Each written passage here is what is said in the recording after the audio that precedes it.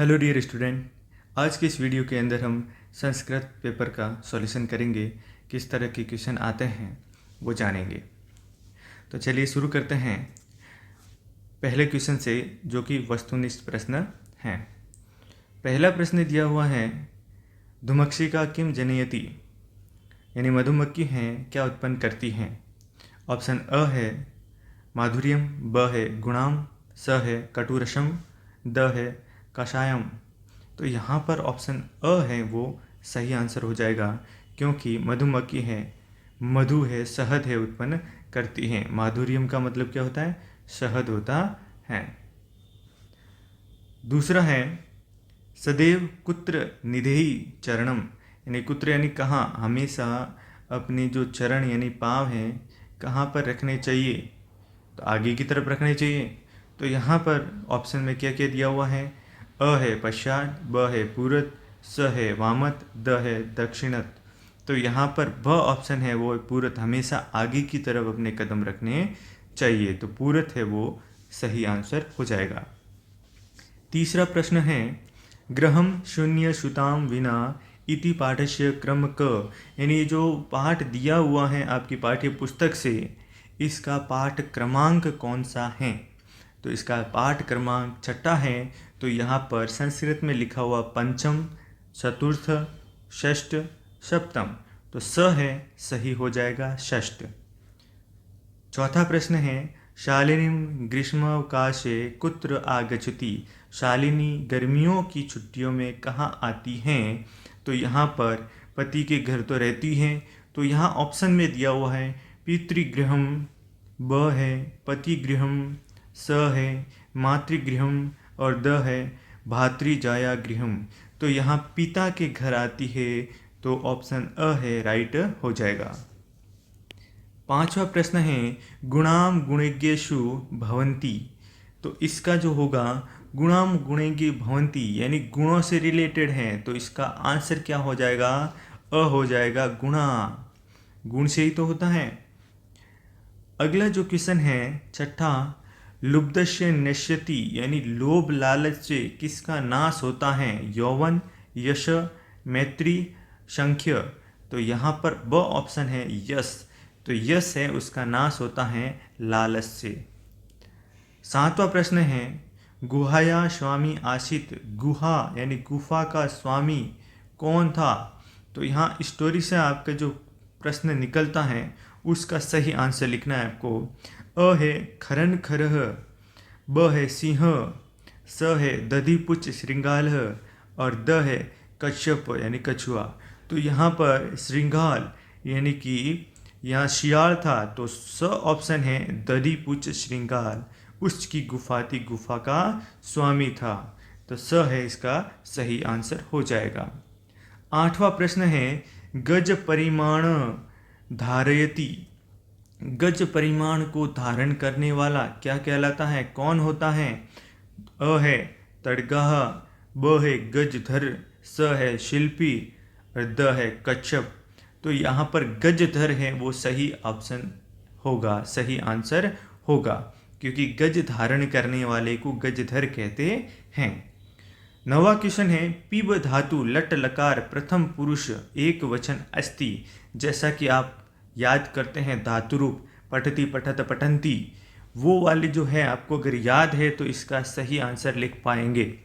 वो आपको याद करने भी जरूरी है, क्योंकि एक प्रश्न उसका आना तय है। तो इसका जो राइट आंसर होगा पिब धातु का लट लकार का प्रथम पुरुष एक वचन पिबती हो जाएगा, तो अ है इसका राइट आंसर हो जाएगा। 10वां प्रश्न है गत्वा पदे प्रत्यय अस्ति, बहुत इजी है। गत्वा पद में प्रत्यय कौन सा है? तो त्वा लगा हुआ पीछे, इजीली पहचान सकते हैं, अ ही होगा, त्वा प्रत्यय इसका राइट आंसर हो जाएगा। 11वें प्रश्न की तरफ चलते हैं।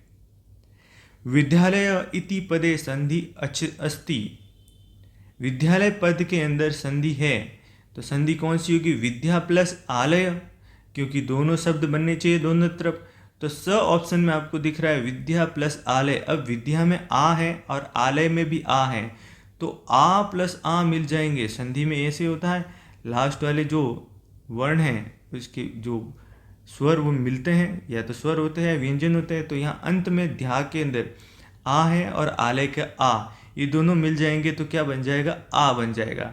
तो यहाँ आ बन जाएगा तो ये आ यहाँ से तो कट जाएगा, लेकिन जो ये विद्या है इसके अंदर आ जुड़ जाएगा, तो विद्यालय हो जाएगा। क्या हो जाएगा, विद्यालय। तो इस तरह से स हो जाएगा इसका राइट आंसर, विद्या प्लस आलय।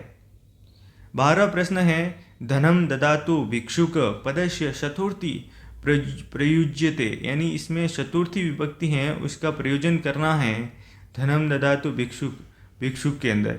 तो इसका जो राइट आंसर होगा द होगा, भिक्षुकाय, ये चतुर्थी विभक्ति इसकी हो जाएगी। 13वां प्रश्न है पठती पदे लकार अस्ति, ये तो ऊपर वाला है, धातुरूप उसी का आ गया एकदम सही। तो पठती किसका है, किस लकार का है, ये वर्तमान काल जिसे हम कहते हैं लट लकार, तो अ ऑप्शन इसका राइट हो जाएगा।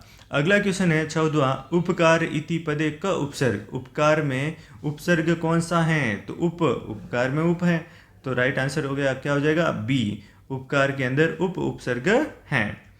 15वां बहुविकल्पी प्रश्नों का अंतिम प्रश्न है, यहाँ जो संख्या दी हुई है इति अंक कृत्य शब्द लिखत, तो यहाँ जो संख्या दी हुई है वो दी हुई है 61, यानी 61 दी हुई है। 61 को संस्कृत में क्या कहेंगे, अ षष्ठी, ब चतुष्षष्ठी, स सप्तषष्ठी या द एक षष्ठी, तो द है इसका राइट आंसर हो गया एक षष्ठी, एक और षष्ठी यानी 60 यानी 61 हो जाएगा। दूसरा प्रश्न है आपके सामने रिक्त स्थान यानी पूर्यत, यानी रिक्त स्थानों की पूर्ति कीजिए।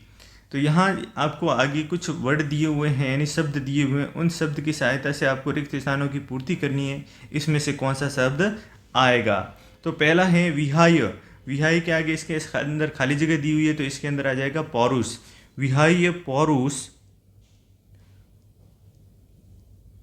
पौरुष यो ही देवमेवा लंबते। दूसरा हो जाएगा खाली जगह दी हुई है जिसके अंदर आएगा आपके प्रासाद, प्रासाद सिंहवत, तो यहाँ लिखेंगे प्रासाद सिंहवत, सिंहवत तस्य मूर्धनि तिष्ठति वायसा। तीसरा है समुद्र माशाज, तो यहाँ खाली जगह में आ जाएगा भवंत्य पेया, तो खाली जगह में लिखेंगे भवंत्य पेया। चौथा है खाली जगह जिसके अंदर लिखा हुआ है खाली जगह तस्य वर्धन्ते आयुर्विद्या यशोबलम, तो यहाँ लिखा हुआ चत्वारी और पंचम, तो यहाँ चत्वारी और पंचम में से चत्वारी आ गए क्योंकि आयुर्विद्या यशोबलम 4 है, तो यहाँ पर खाली जगह के अंदर आएगा चत्वारी यानी कि 4, ये 4 बढ़ते हैं यानी कि बूढ़े बुजुर्गों की सेवा करते हैं तो आयुर्विद्या यश और बल ये बढ़ते हैं। तीसरा प्रश्न है अधोलिखित पदयो संधि कृत्वा लिखत, यानी ये जो पद दिए हुए इसकी जो संधि दी हुई है उसको लिखना है, ज्वाइंट करके लिखना है। पहला दिया हुआ है क्रयम अर्थम, तो यहाँ पर क्रयम अर्थम है, इनको जोड़ कर लिखना है और बताना है कि कौन सी संधि है, पर आपको तो सिर्फ संधि कृत्वा संधि करनी है। तो क्रयम प्लस अर्थम और अ मिल जाएगा तो यहाँ पर क्या हो जाएगा, आ हो जाएगा, क्या हो जाएगा, आ, क्योंकि क्रयम तो क्रय य के अंदर अ है और आगे जो अर्थम है इसमें भी अ है, तो अ और अ मिल जाएगा तो आ बन जाएगा और आ जुड़ जाएगा य के अंदर, तो यहाँ पर आपके जो राइट हो जाएगा क्रयार्थम, जिसके अंदर दीर्घ संधि होती है। दीर्घ संधि यानी सवर्ण, एक समान जो वर्ण मिलते हैं जिससे कि दीर्घ बन जाता है, जैसे अ प्लस अ मिल जाएगा तो क्या हो जाएगा, आ हो जाएगा, तो यानी ये दीर्घ हो गया। अगर अ और आ भी मिल जाते तो भी आ हो जाएगा, इसलिए इसको दीर्घ संधि कहते हैं और कि दीर्घ हो जाएगा। दूसरा है उपचार प्लस अर्थम, इसके जैसे ही र के अंदर अ है और लास्ट में अर्थम में भी अ है दूसरे शब्द में, तो दोनों मिल जाएंगे तो आ हो जाएगा, तो आपके सामने इसका सही हो जाएगा उपचारार्थम, जो भी दीर्घ संधि का आंसर हो जाएगा। अगला प्रश्न है चौथा उचितावयवेन चित्वा वाक्य पूर्ति कुरुत, यानी इसके अंदर आपको अवयव बताना है, उचित अवयव। उचित अवयव इसमें आपके आगे कोष्टक के अंदर 2 अवयव दिए हुए, इसमें से जो भी उचित होता है उसको इसके अंदर भरना है खाली जगह के अंदर। तो पहला कह रहा है खाली जगह राजा तथा प्रजा, अब यहाँ पर ये आपने ये जो डायलॉग है ये तो बहुत बार सुना होगा, जहाँ तथा होता है वहाँ यथा होता है। तो यहाँ देखिए यथा लगा के देखें और एक बार अपी लगा के देखेंगे। तो अपी लगा के देखेंगे तो किस तरह से पढ़ेंगे, अपी राजा तथा प्रजा नहीं होता है, तो यहाँ पर यथा लगाएंगे तो क्या हो जाएगा, यथा राजा तथा प्रजा। तो यथा है इसके अंदर खाली जगह के अंदर फिल कर देंगे। दूसरा है यावत सफल न भवती खाली जगह परिश्रम कुरुत, यानी जब तक सफलता नहीं मिलती तब तक आपको मेहनत करनी है, करते रहो मेहनत। तो यावत के बाद में तावत आएगा तो एव तो आएगा नहीं, तो यहाँ पर तावत ही आएगा। तो यहाँ खाली जगह में क्या हो जाएगा, तावत। यावत तावत ये क्या है, अवयव हैं। तो इस तरह से इसका सही आंसर हो जाएगा। 5वें प्रश्न की तरफ बढ़ते हैं। अधोलिखित पदयोः धातुम प्रत्यय येन योज्यते, यानी धातु के अंदर प्रत्यय को जोड़ना है। एक तरफ का आपको धातु दिए हुए, दूसरी तरफ आपको प्रत्यय दिए हुए हैं, तो धातु को प्रत्यय के साथ जोड़कर पद बनाना है। तो पहला है क्री धातु प्लस तुमुन प्रत्यय, तो इसका हो जाएगा कर्तुमुन। दूसरा है गम धातु और कत्वा प्रत्यय, तो क्या हो जाएगा, गत्वा। गमता नहीं होगा, गमता मत करना, गलत हो जाएगा। गम धातु के साथ इसको कत्वा को जोड़ेंगे तो गत्वा हो जाएगा। छठा प्रश्न है अधोलिखितयो पदयो लिंगम वचनम च लिखित, यानी आपको जो पद दिया हुआ है या निम्नलिखित पद दिए हुए हैं उसके लिंग और वचन की पहचान करनी है और उसको लिखना है। तो पहला यहाँ दिया हुआ कन्या नाम, जिसके अंदर लिंग और वचन कौन सा है, तो लिंग क्या होगा, स्त्रीलिंग, और वचन क्या होगा, बहुवचन, क्योंकि कन्या नाम दिया हुआ है। जो कि लास्ट में नाम नाम से षष्ठी या सप्तमी विभक्ति आती है तो बहुवचन की तरफ आता है, तो वहाँ पर आपको स्त्रीलिंग बहुवचन करना होगा। दूसरा है बालकेन, तो बालकेन में लिंग कौन सा होगा, पुल्लिंग होगा, और वचन कौन सा होगा, एक वचन हो जाएगा। अगला प्रश्न 7वां उपसर्ग पृथक कुरुत, यानी उपसर्ग को पृथक करना है। किसमें से करना है, जो शब्द दिया हुआ आपको पद दिया हुआ उसके अंदर से करना होगा। पहला दिया हुआ है उपगम्य, उप प्लस गम्य, तो उपसर्ग क्या हो जाएगा, उप, और पद क्या हो जाएगा, गम्य। दूसरा है समपूज्य, सम प्लस पूज्य, तो यहाँ सम उपसर्ग हो जाएगा और पूज्य है पद हो जाएगा। इस तरह से 7वें प्रश्न के आंसर लिख देंगे। आगे आप ये भी देखते जाइएगा कि इसके अंक कितने हैं, यानी कि आज 7वां प्रश्न जैसे दिया हुआ है तो 2 अंक का कैसे, क्योंकि इसके अंदर 2 वाक्य दिए हुए हैं और उसको आपको पूर्ण करना है, यानी 2 × 1 यानी कि 2 अंक का हो जाएगा। अगला प्रश्न 8वां है उचित कथनानाम समक्ष आम अनुचित कथनानाम समक्ष न इति लिखत, यानी कि उचित कथन है उसके सामने तो आम, आम यानी कि हाँ लिखना है, सही है, और अनुचित है यानी जो गलत है उसके सामने लिखना है न, यानी कि नहीं होगा, यानी गलत है, यानी एक तरह से कह सकते हैं ट्रू फॉल्स, सत्य असत्य है। तो यहाँ पर जो पहला दिया हुआ है निज निकेतनम गिरी शिखरे अस्ति, यानी निज निकेतन यानी इसका घर एकदम शिखर पर था, तो बिल्कुल सही है। तो यहाँ पर आ जाएगा आम, यानी सही है, इसलिए हम लिखेंगे आम। दूसरा है गमन शु कर्मम अस्ति, यानी वहाँ जाना एकदम सरल था, बिल्कुल नहीं, तो न लिखेंगे। तीसरा है सदैव अग्रे एवं चलनीय, यानी सदैव आगे की तरह हमें चलना चाहिए, बिल्कुल सही कह रहा है, तो आम लिख देंगे।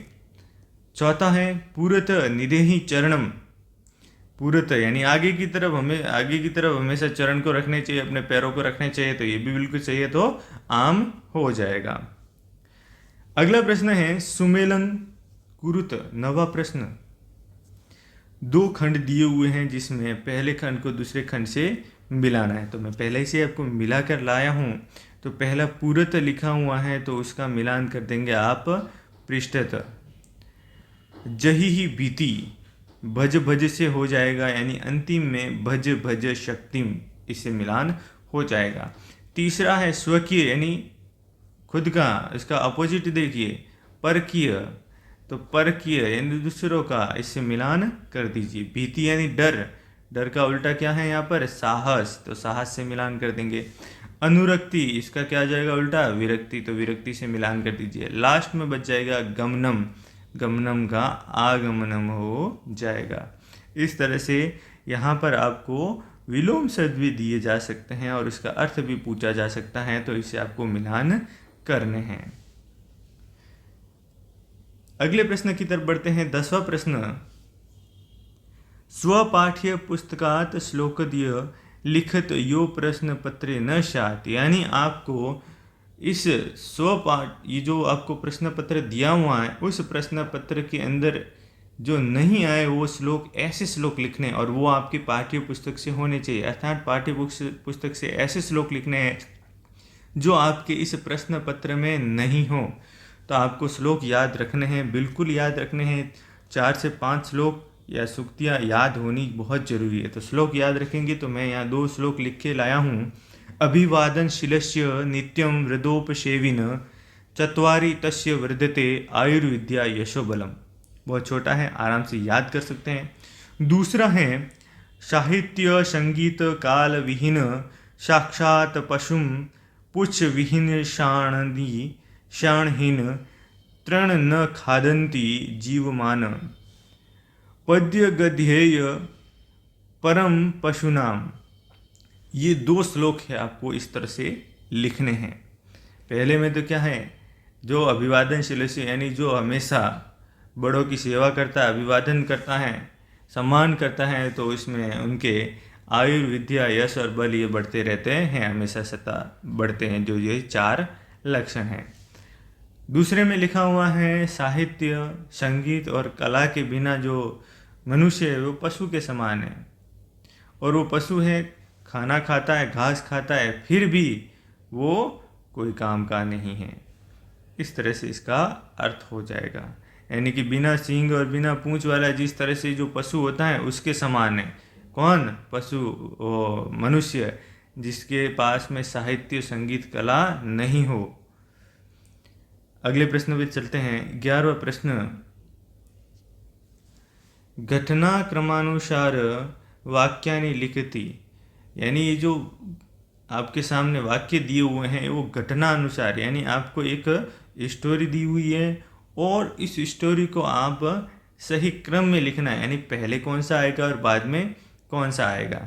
तो यहाँ पर इसके आंसर लिखेंगे। आपको 7 वाक्य दिए हुए हैं और 7 को उत्तर में किस तरह से लिखेंगे।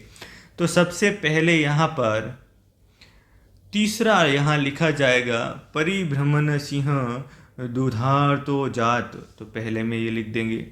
दूसरा लिखेंगे यहाँ पर आप, दूसरा यहाँ पर ये लिखेंगे, सिंह एकाम महति गुहाम अपश्यत, दूसरा लिख देंगे। उसके बाद में तीसरा लिखेंगे, गुहाया स्वामी, यानी गुफा का स्वामी कौन था, तो पहला यहाँ पर लिखेंगे, गुहाया स्वामी दधिपुच्छ नाम श्रृंगाल समागच्छत।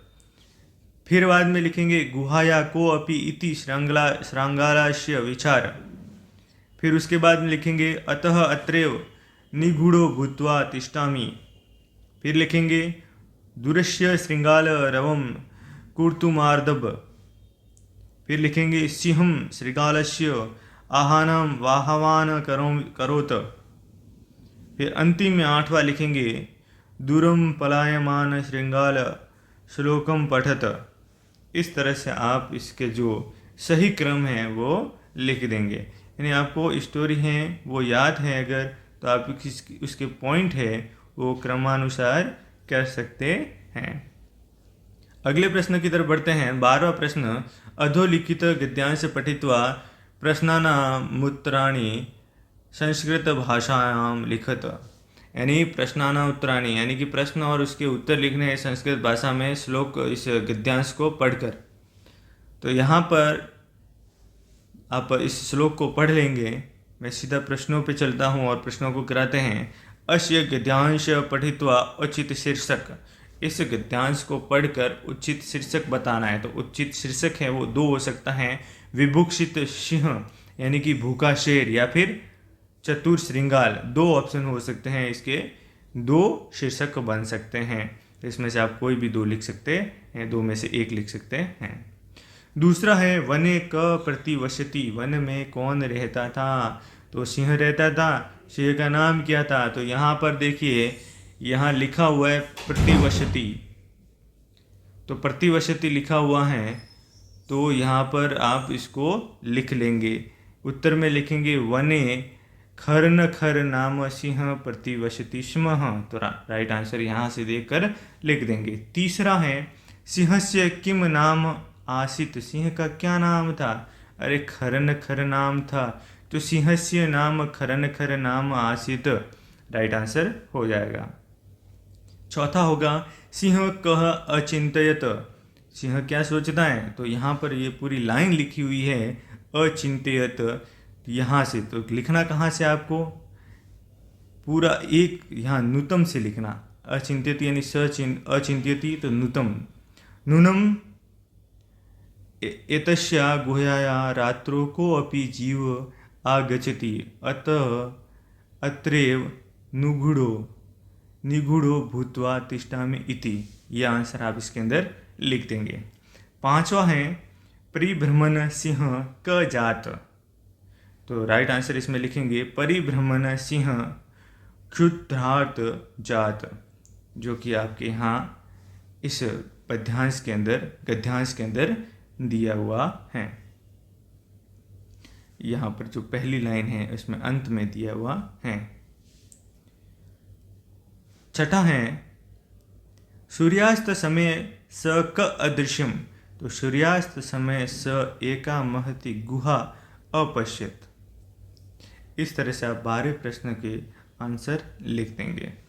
13 प्रश्न की तरफ चलते हैं। 13 प्रश्न है बिलस्य वाणी न कदापि में श्रुता, ये या फिर अथवा कंटके नेव कंटकम कथा सारम हिंदी भाषायाम लिखत, हिंदी भाषा में इन दोनों में से एक कथा है उसका सार लिखना है। तो आप इसका सार लिख सकते हैं, जिसमें आप यहाँ देख सकते हैं कि कंटकेन कंटकम, इसकी स्टोरी है वो संक्षिप्त में लिखी हुई है। क्या होता क्या इसके अंदर, चंचल नामक एक शिकारी होता है, वो एक बार वन में क्या करता है, एक जाल बिछाता है। अब जाल में एक बाघ फंस जाता है, तो बाघ है वो उस शिकारी से प्रार्थना करने लग जाता है। शिकारी को बाघ के ऊपर दया आ जाती है, वो उसे छोड़ देता है। छोड़ने के बाद में बाघ कहता है मुझे पानी पिला दो, प्यास लगी है। जैसे ही वो शिकारी उसको पानी पिलाता है, फिर बाघ कहने लगता है कि मेरी प्यास तो बुझ गई लेकिन भूख लगी है, मैं तुम्हें खाऊंगा। शिकारी डर जाता है, फिर वो भागने लगता है। भागते भागते नदी के पास जाता है और बोलता है कि नदी मुझे बचाओ, मेरी मदद करो, मैंने बाघ को छुड़ाया और वो ही मुझे खा रहा है। तब क्या हुआ, तब नदी बोलती है कि मैं सबको पानी पिलाती हूँ, मेरे से सब पानी पीते हैं लेकिन मुझे ही गंदा कर लेते हैं, लोग बड़े स्वार्थी होते हैं, तो वो भी मदद करने से मना कर देती है। फिर वो शिकारी क्या होता है, वृक्षों के पास जाता है, वृक्षों को बोलता है कि मेरी मदद करो। वृक्ष बोलते हैं कि लोग हैं बड़े स्वार्थी हो गए हैं, फल फ्रूट खाते हैं, मेरे से प्राप्त जो संसाधन है लेते हैं और मुझे ही काट देते हैं, मुझे जलाते हैं। तो वहाँ से भागा शिकारी और भागते भागते जा रहा था तो लोमड़ी मिली, लोमड़ी से बात की तो लोमड़ी ने कहा कि ठीक है कोई नहीं, ये बात है। तो लोमड़ी ने कहा इसको शेर को कि तुम जाल में फंसे थे, शिकारी ने तुम्हें बाहर निकाला, ये तो मैं मान ही नहीं सकती, अगर तुम ऐसा करके दिखाओ तो मैं मानती हूँ, फिर इसका फैसला करेंगे, फिर मैं बताऊंगी तो फिर आप शिकारी को खा लेना। तो शेर राजी हो गया। शेर ने वापस उस जाल के अंदर जाने का सोचा और वो जाल के अंदर कैद हो गया। लोमड़ी ने कहा कि तुम इसमें उछलो, तो बाघ ने भी ऐसा किया, वो उसमें उछल कूद करने लग गया, वो थक गया। फिर लोमड़ी ने और शिकारी ने उसको मौका पाकर उसको जाल को बंद कर दिया वापस। फिर लोमड़ी ने कहा देख लो अब ठीक है, इसको खोलना मत। इस तरह से शिकारी बच जाता है। तो इसमें क्या, जो लोमड़ी है बहुत ही चतुर होती है।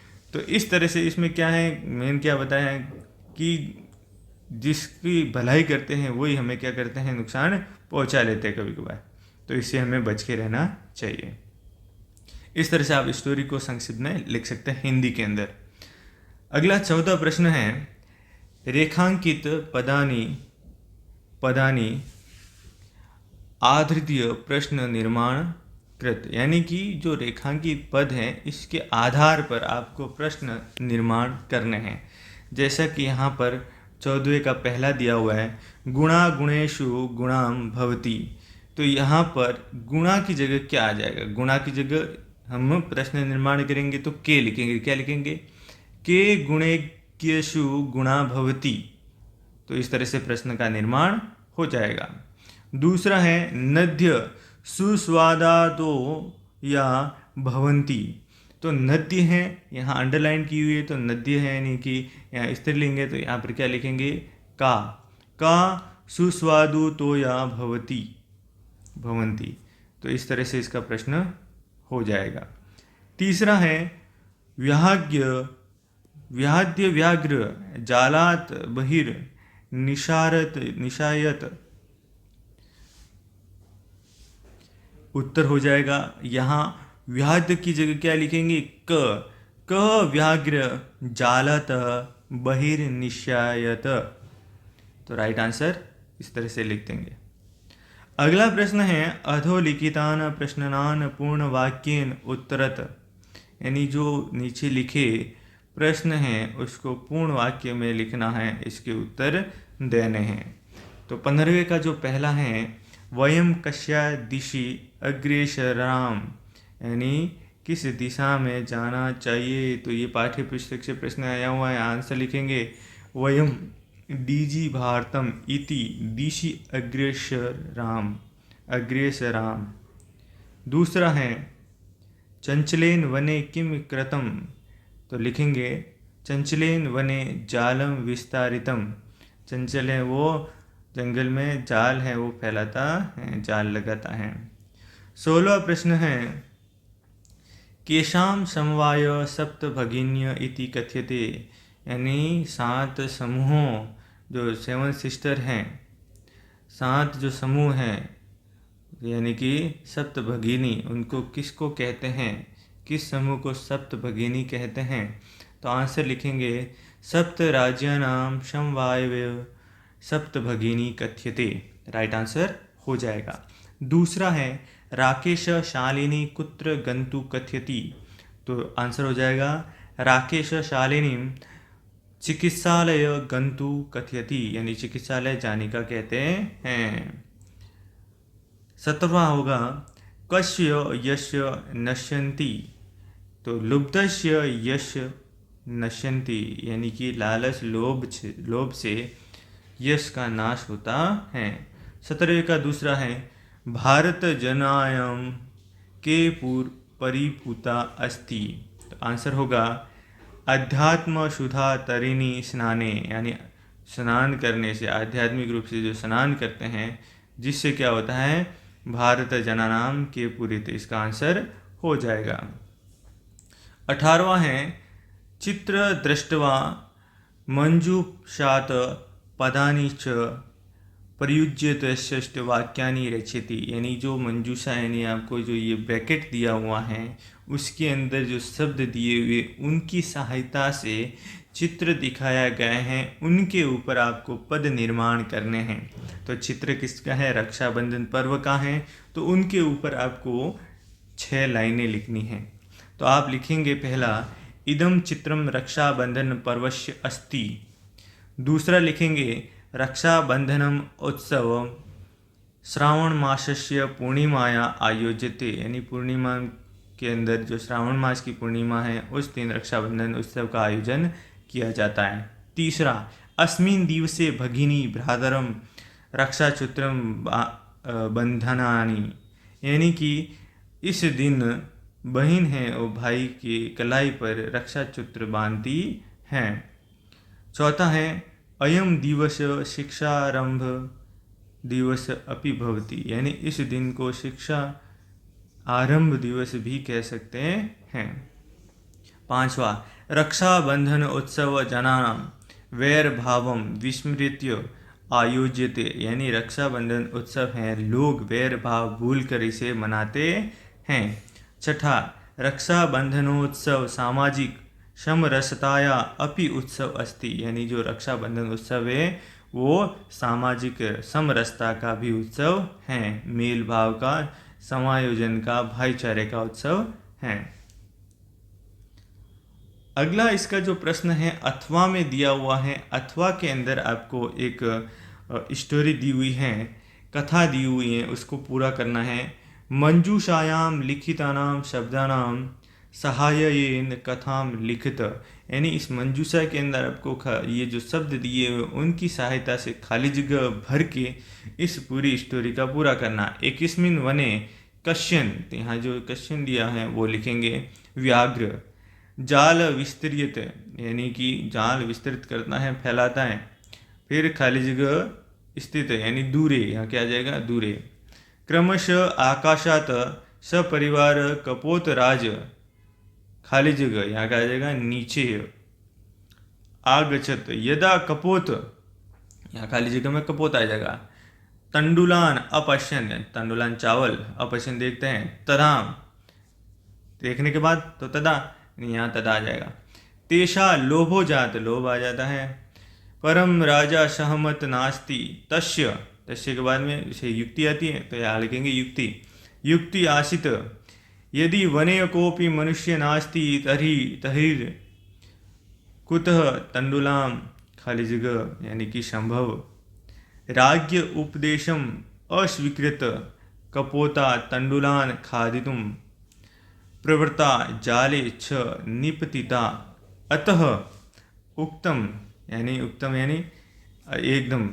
सहसा, इसका मतलब खाली जगह सहसा एकदम आ जाएगा। सहसा विदधिन न क्रियाम, यानी कि कोई भी काम एकदम से बिना सोचे विचारे नहीं करना चाहिए। इस तरह से आप इस स्टोरी को पूरा करेंगे, कथा को पूरा करेंगे। 19वां सवाल है अधोलिखित पदस्य हिंदी भाषायाम भावार्थ लिखय, यानी आपके जो ये इस लिखे हुए जो शब्द यानी कि श्लोक हैं इसका आपको भाव है वो लिखना है। तो भाव लिखेंगे। पहला है चिंतनिया ही विपदाया आदावेव प्रतिक्रिया न कूप खननम युक्त प्रदीप्ते वाह्याना ग्रहे। इसका जो भावार्थ होगा, विपदा के प्रारंभ में ही उसका उपाय सोच लेना चाहिए।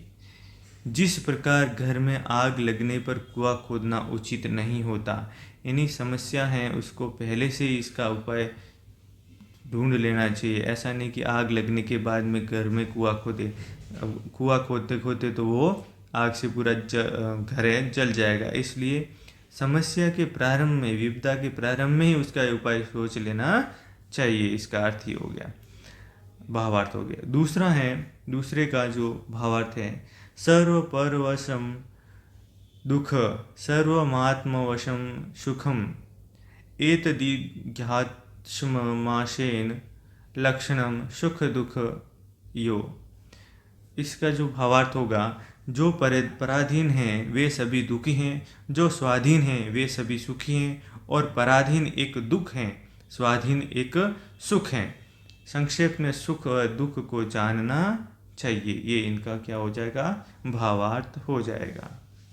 अगले क्वेश्चन की तरफ बढ़ते हैं। 20वां क्वेश्चन है, एप्लीकेशन है अस्वस्थया कारणात् दीनद्वेष्य अवकाशार्थ प्राधानाध्यापकम प्रति प्रार्थना पत्रम लिखत।